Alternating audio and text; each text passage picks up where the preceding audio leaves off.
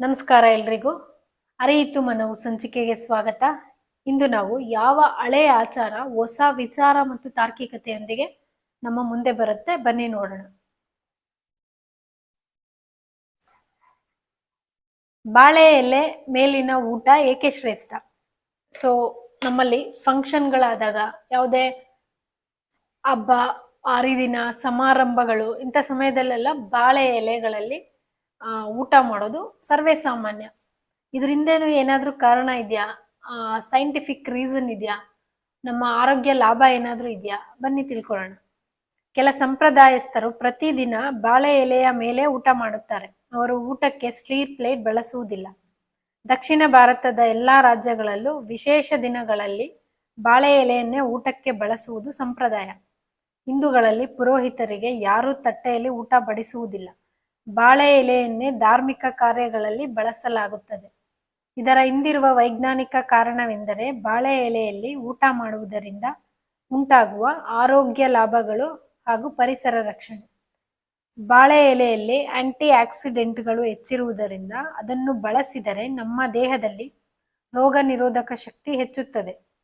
ಒಂದು ಅಧ್ಯಯನದ ಪ್ರಕಾರ ಬಾಳೆ ಎಲೆಯಲ್ಲಿರುವ ಪಾಲಿಫೆನಾಲ್ ರಾಸಾಯನಿಕವು ಪಾರ್ಕಿನ್ಸನ್ ಕಾಯಿಲೆ ಬರದಂತೆ ತಡೆಯುತ್ತದೆ.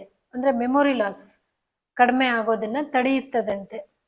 ಬಾಳೆ ಎಲೆಯನ್ನು ಅನೇಕ ಆಯುರ್ವೇದ ಔಷಧಿಗಳ ತಯಾರಿಕೆಯಲ್ಲಿ ಬಳಸುತ್ತಾರೆ. ಬಿಸಿ ಬಿಸಿ ಆಹಾರವನ್ನು ಬಾಳೆ ಎಲೆಯ ಮೇಲೆ ಹಾಕುವುದರಿಂದ ಬಾಳೆ ಎಲೆಯಲ್ಲಿರುವ ಆರೋಗ್ಯಕರ ಅಂಶಗಳು ಆಹಾರದ ಮೂಲಕ ನಮ್ಮ ದೇಹಕ್ಕೆ ಸೇರುತ್ತವೆ. ಇವು ಆರೋಗ್ಯಕ್ಕೆ ಸಂಬಂಧಿಸಿದ ಕಾರಣವಾದರೆ ಬಾಳೆ ಎಲೆ ಪರಿಸರ ಸ್ನೇಹಿ ಕೂಡ. ಇದನ್ನು ಸ್ವಚ್ಛಗೊಳಿಸಲು ಹೆಚ್ಚು ನೀರು ಬೇಡ. ಊಟದ ನಂತರ ಎಸೆದರೆ ಬಹುಬೇಗ ಮಣ್ಣಾಗುತ್ತದೆ.